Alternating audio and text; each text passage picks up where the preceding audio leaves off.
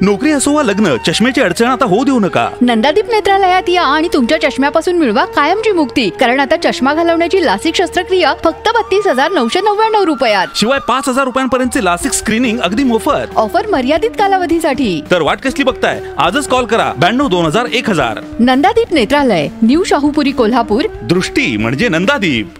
अमृत योजनेच्या ठेकेदारांवर महापालिका मेहरबान का? प्रतिज्ञा उत्तुरे.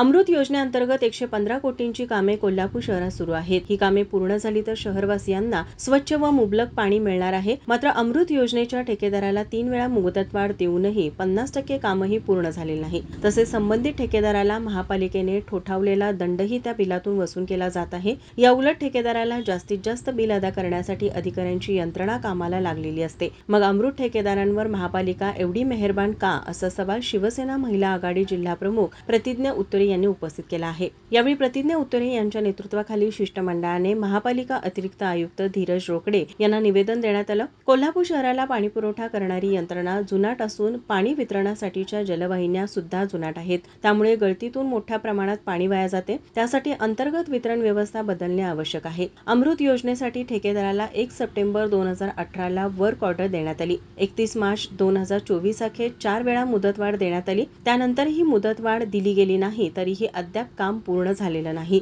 तब्बल 488 कोटींची थेट पाईपलाईन योजना मार्गी लागली. मात्र त्याचे पाणी शहरात सर्वांना मिळण्यासाठी वितरण व्यवस्था अजून झालेली नाही. त्यासाठी योजना पूर्ण होणे आवश्यक आहे. योजनेअंतर्गत सम्राटनगर, ताराबाई पार्क, मोंद्रेनगर, पुईखडी, शिवाजी पार्क आदी ठिकाणची कामे पूर्ण असल्याचं सांगितलं. माझा महाराष्ट्र न्यूज, कोल्हापूर.